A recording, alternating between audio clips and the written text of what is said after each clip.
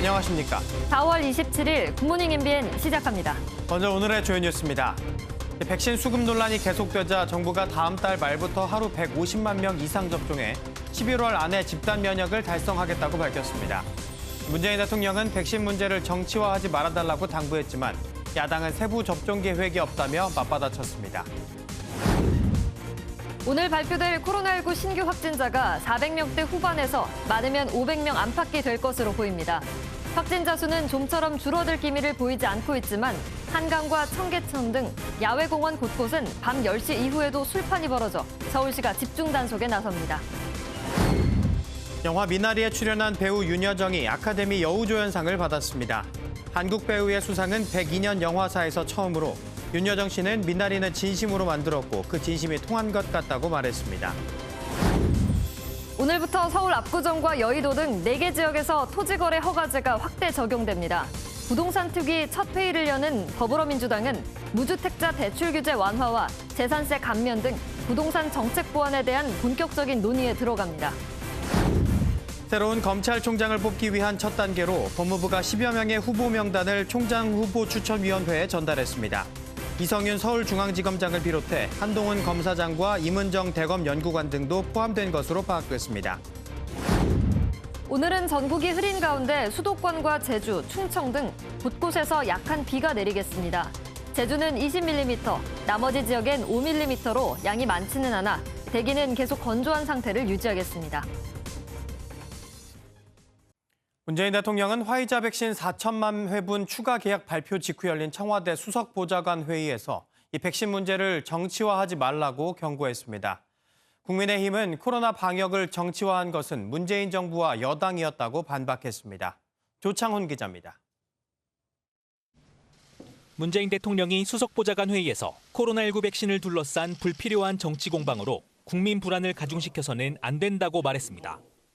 백신 문제를 지나치게 정치화하여 백신 수급과 접종에 대해 막연한 불안감을 부추기는 일이 없도록 해주실 것을 당부드립니다. 문 대통령은 이달 말 400만 명, 상반기 중으로 1,200만 명의 접종이 시행될지 여부는 지켜보면 알 수 있는 일이라고 강조했습니다. 이어 범정부 태스크포스를 구성해 백신 물량 확보에 총력을 다하고 있다며 러시아 백신 등의 추가 도입 가능성도 시사했습니다. 정부는 이미 확보한 백신 외에 다른 백신에 대해서도 국제 동향과 효과 및 안전성을 면밀히 살펴보고 있습니다. 국민의힘은 코로나 방역을 정치화한 건 대통령과 민주당이었다고 비판했습니다. 결국 오늘도 11월 집단 면역을 위해 필수적인 2차 접종 일정과 월별 세부 접종 계획은 제시하지 못했습니다.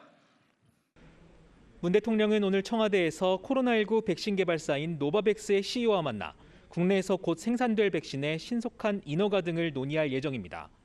MBN 뉴스 조창훈입니다. 만 30세 이상 경찰과 소방관을 비롯한 사회 필수 인력과 약사 등 보건의료인 54만 8천 명에 대한 백신 접종이 어제부터 시작됐습니다.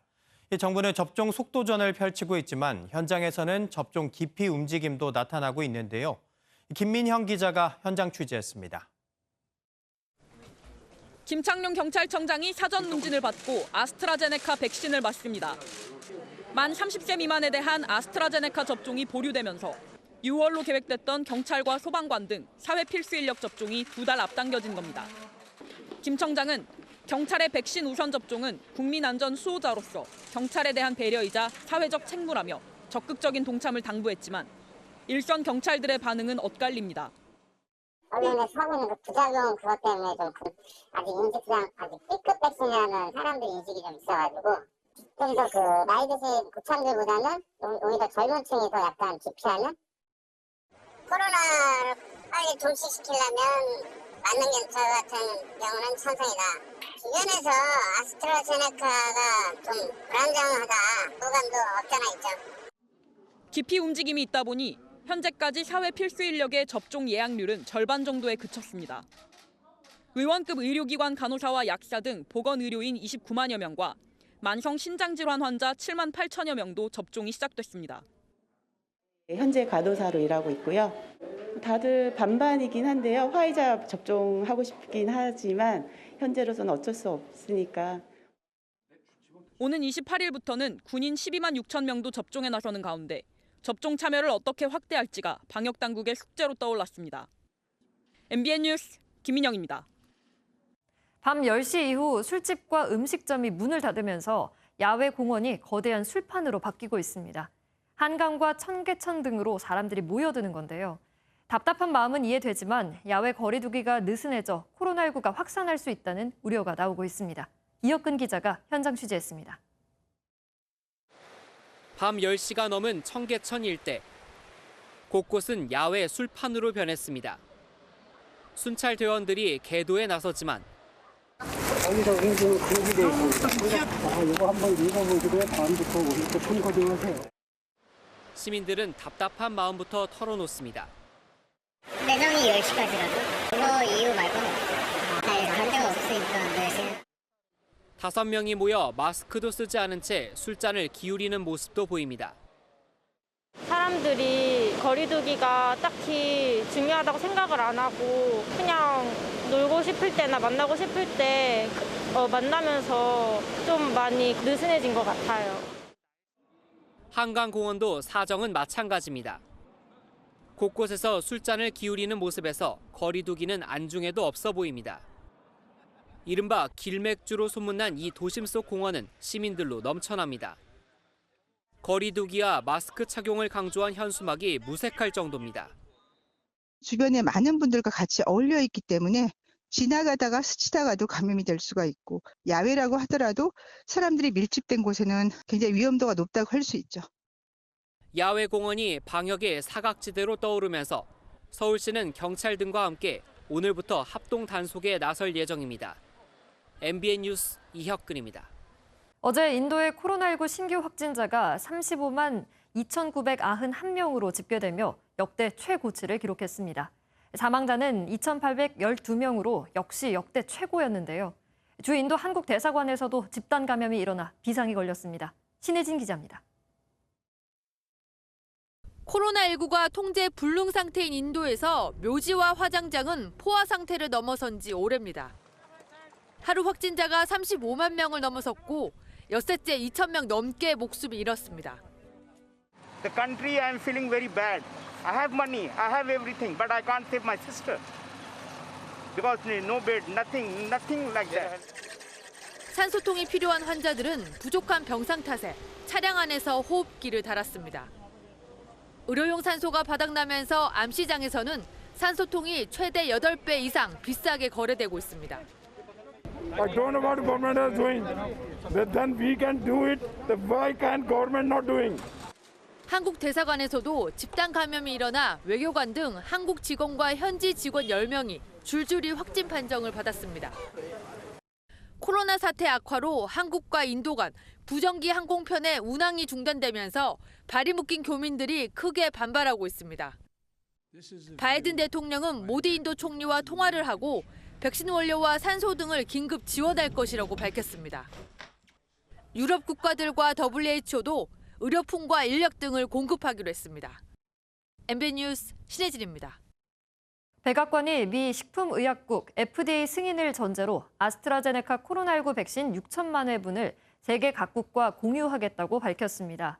어느 나라에 어느 정도 분량을 제공할지는 각국의 요구 사항과 수요를 살펴보고 결정하겠다고 말했습니다. 미국은 최근 백신 공급 부족으로 세계 각국에서 공유 압박을 받았습니다. 서울대학교가 어제부터 코로나19 신속 진단 검사를 시작했습니다. 비교적 정확하면서도 빨리 결과를 알 수 있는 검사 방법인데요. 앞으로 다른 곳에도 도입될 가능성이 있습니다. 이권열 기자가 직접 체험해봤습니다. 서울대 자연대 앞에 설치된 신속 진단 검사장입니다. 서울대는 자연대 대학원생과 교직원 등 2,700여 명을 대상으로 매주 1회 신속 검사를 진행할 예정입니다. 검사는 어떻게 진행되는지 직접 받아봤습니다. 소리 내주세요. 면봉을 코에 넣어 검체를 채취하는 방식은 기존 PCR 검사와 똑같습니다. 이렇게 검체를 검체 보관함에 넣는 것으로 검사는 마무리됩니다. 짧게는 1시간, 길게는 2시간 안에 이 휴대폰으로 검사 결과를 알 수 있습니다. 기존 PCR 검사는 결과가 나오는데 6시간 이상 걸렸지만 신속 검사를 받아보니 2시간이 지나지 않아 음성 문자가 왔습니다. 검체 채취를 하자마자 바로 RNA 추출실로 이동하여 RNA 추출을 마치고 PCR 검사까지 한 장소에서 이루어지기 때문에 신속하게 검사를 진행할 수 있습니다. 신속진단 검사의 정확도는 95% 정도입니다. 서울대는 한 학기 최대 2억 원 정도 예산이 들어갈 것으로 보는데 비용 대비 효과가 좋다면 다른 곳에도 도입될 것으로 보입니다. 코로나 예방에 도움이 될 것 같고요. 그리고 생각보다 빨리 끝났고 생각보다 아프게 했는데 그래도 받을만 했던 것 같습니다. 일반인도 15분에서 20분 뒤 결과를 알 수 있는 자가검사 키트는 이르면 30일부터 약국에서 살 수 있을 것으로 보입니다. 서울시는 콜센터에도 자가검사 키트를 시범 도입한다는 방침을 정했습니다. 정확도 논란은 있지만 보조수단으로 활용한다면 방역에 도움이 될 수 있다는 전망도 있습니다. MBN 뉴스 이권열입니다. 2030 세대 가상화폐 민심에 이 정치권에서는 여야를 막론하고 대응책 마련에 뛰어들었습니다. 투자 수익에 대한 과세 시점을 미루고 투자자 보호를 위한 방안을 강구해야 한다는 목소리도 나왔습니다. 최형규 기자입니다. 은성수 금융위원장의 발언에 대한 2030 세대의 반발이 심해지자 여당은 수습에 나섰습니다. 당내 가상화폐 대응기구를 만들어 우선 재반 상황을 점검한다는 계획입니다. 당 차원에서 청년 세대 가상화폐 투자가 불가피한 현실에 대한 이해가 필요하다. 소통의 필요성도 공감을 했습니다. 일각에선 내년 1월로 예정된 가상화폐 투자 수익에 대한 과세를 미루자는 주장까지 나왔습니다. 야당 역시 가상화폐 투자자에 대한 보호가 필요하다며 목소리를 높였습니다. 암호화폐를 인정할 수도 없고 투자자를 보호할 수 없다면서 소득에는 과세한다는 앞뒤 맞지 않는 논리에 2030 청년들이 어처구니 없는 배신감과 억울함을 드러냈습니다. 가상화폐 소득에 과세하고 거래소를 폐쇄하겠다는 엄포만 놓을 게 아니라 제도화 등을 논의해야 한다고 덧붙였습니다. 여야 모두 앞다투어 가상화폐 대책 마련에 뛰어드는 모습이지만 결국 젊은 세대의 반발을 인식한 표심잡기용이 아니냐는 비판이 제기되고 있습니다. MBN 뉴스 최영규입니다. 집값이 들썩이던 압구정과 여의도, 목동, 성수 등 서울 4개 지역에서 오늘부터 토지거래 허가제가 시행됩니다. 앞으로 해당 지역에서 부동산 거래를 하려면 해당 구청장의 허가를 받아야 하고 2년 동안 실거주할 사람만 허가를 받을 수 있습니다. 한편 오늘 부동산 특위 첫 회의를 여는 더불어민주당은 부동산 정책 보완에 대한 본격적인 논의에 들어갑니다. 민주당은 무주택자 대출 규제 완화와 1주택자 재산세 감면, 임대사업자에 대한 세제 혜택 축소 방안 등을 논의할 예정으로 당은 일각에서 제기된 종합부동산세 기준 상향 문제에 대해선 부자 감세 비판 등을 이유로 선긋기를 하고 있습니다. 국민의힘 의원 101명 가운데 초선 의원들은 56명으로 원내대표 선거의 중요한 변수로 꼽힙니다. 초선 의원을 상대로 한 토론회에서는 영남당을 놓고 치열한 신경전이 벌어졌습니다. 우종환 기자입니다. 국민의힘 원내대표 선거에서 유일한 영남권 후보인 김기현 의원이 영남 베이스 캠프론을 꺼냈습니다. 영남을 기반 삼아 내년 대선 승리를 이끌어내야 한다는 주장입니다. 영남의 베이스 캠프에서 전진기지를 계속해서 확장해 나가야 된다. 지역, 가치, 철학을 확장하기 위한 노력을 하는 데 있어서 영남은 중요한 우리 베이스 캠프다. 그래서 김기현이가 가장 베이스 캠프의 적임자다. 김 의원의 발언이 끝나자마자 다른 후보들의 견제가 들어왔습니다. 이 베이스 캠프에 사람이 많으면 안 되거든요. 지역 간 의원 확대하는 데 있어서 영남이 이번에 뭐 당대표가 되고 원내대표가 되는 것보다는 이 중부권에서 그리고 영남이 아닌 곳에서 이 원내대표가 나오는 게 충청, 수도권 그리고 호남에서의 그런 진출을 위한 노력은 정말 우리 당이 정말 최선을 다해서 기울여야 된다. 김종인 전 위원장의 그런 호남과의 동행 전략은 굉장히 뛰어난 전략이고 우리가 지속적으로 해야 된다 이런. 반면 수도권 지역구인 유이동 의원은 영남의 지지세를 중요하게 생각해야 한다고 말했습니다. 저희가 영남으로부터 절대적인 지지를 받는 것은 문제가 아니라 저희가 고맙게 생각해야 되고 지지자분들께 감사함을 표해야 되는 문제라고 생각을 합니다. 국민의힘 초선 의원들이 앞서 특정 지역을 극복하자고 성명을 낸 상황에서 영남당 숙제를 어떻게 푸느냐가 중요 변수로 떠올랐습니다. MBN 뉴스 우종환입니다. 이스타항공을 운영하면서 회사에 수백억 원대의 손해를 입힌 혐의를 받고 있는 무소속 이상직 의원에 대한 구속영장 심사가 오늘 열립니다. 이 의원이 혐의를 여전히 부인하고 있는 가운데 어떤 결과가 나올지 주목됩니다. 조동욱 기자입니다. 지난 21일 국회 체포동의안이 통과되면서 구속 위기에 놓인 무소속 이상직 의원. 국회의원 이상직 체포동의안은 가결되었음을 선포합니다. 횡령 배임 혐의를 받고 있는 이 의원에 대한 구속영장 심사가 오늘 오후 2시 열립니다. 이스타항공 창업주인 이 의원은 그룹 계열사들이 보유한 주식을 자녀들의 회사에 헐값 매각하며 430억 원가량의 손해를 회사에 끼친 혐의를 받고 있습니다. 검찰은 이 의원이 회사 돈 38억 원을 빼돌리는 것에도 가담한 것으로 보고 있습니다.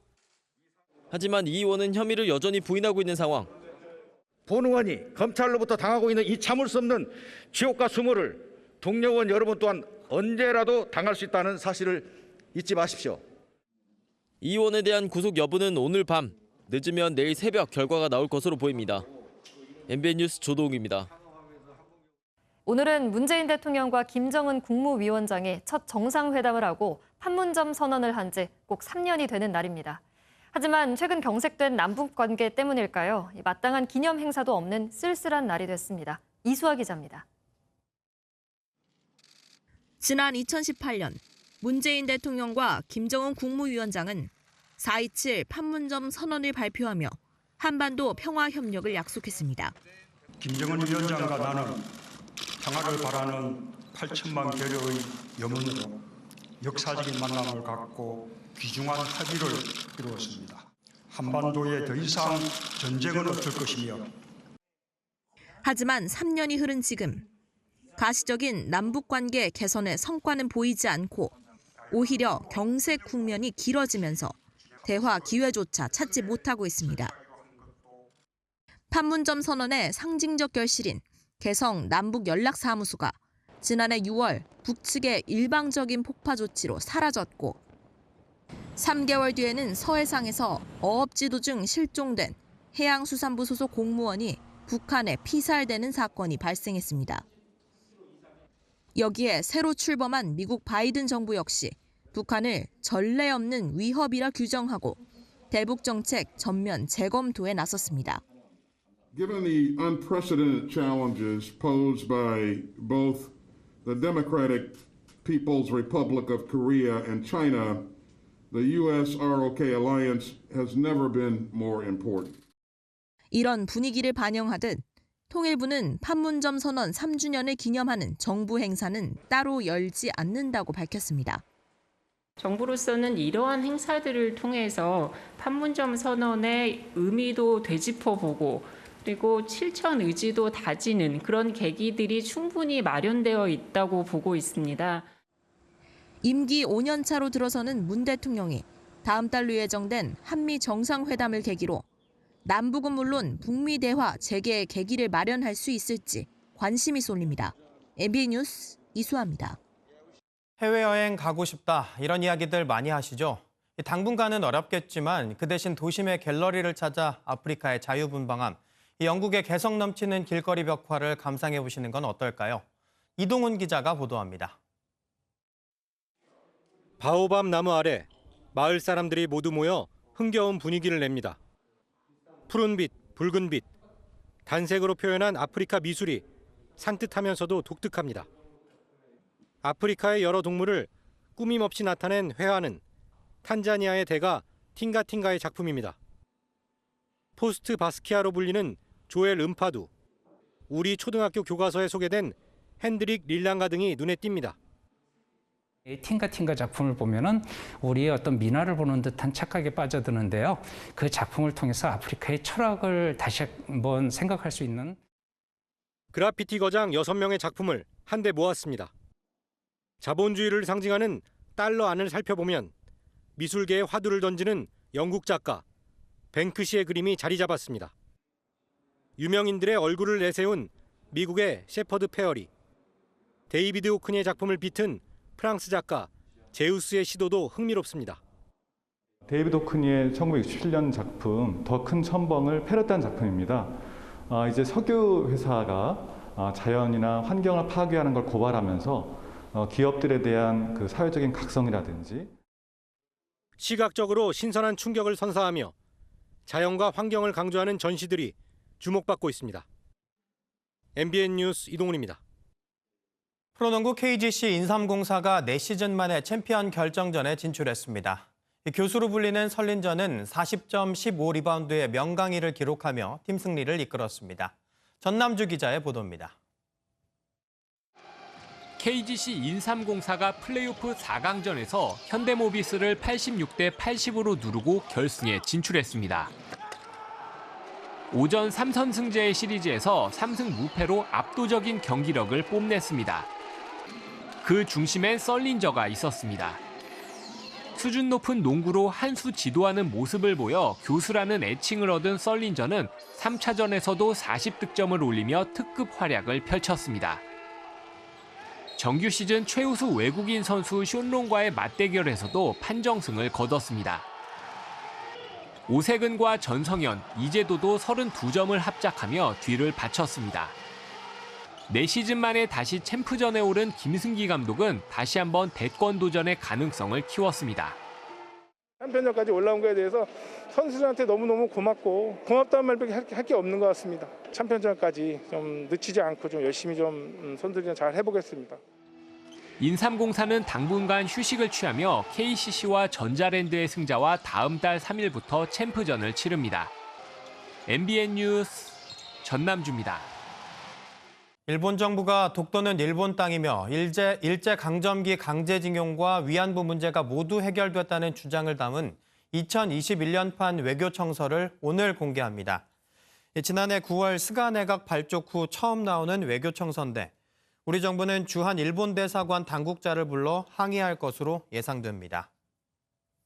어제 오후 6시 반쯤 대구에 있는 태복산에서 원인을 알 수 없는 불이 났습니다. 소방당국은 소방차 20대와 헬기 2대 등을 동원해 1시간 만에 큰 불을 잡았습니다. 대전에서는 어젯밤 9시 반쯤 플라스틱 폐기물 업체에서 불이 났지만 다행히 인명피해는 없었습니다. 사랑하는 존재를 떠나보낸 이들에게 유품은 그를 기억할 수 있는 아프지만 소중한 물건들인데요. 추억을 떠올리며 아픔을 달랠 수 있도록 곰인형으로 재탄생했습니다. 멕시코의 한 의상 디자이너가 정성스럽게 곰인형을 만듭니다. 재료는 누군가의 헌옷인데요.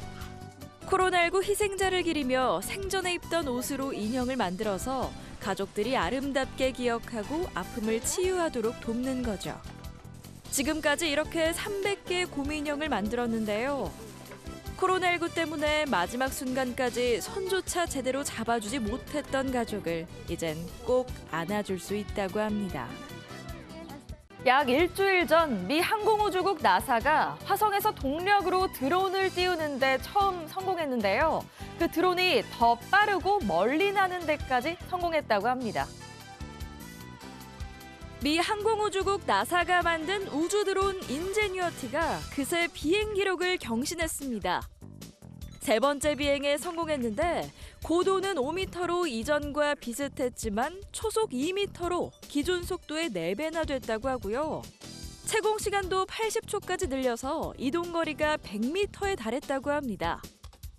지금까지의 화성 탐사는 모두 지상 이동으로만 이뤄졌던 터라 장거리 비행이 가능해지면 화성 탐사에도 새로운 장이 열릴 거라네요.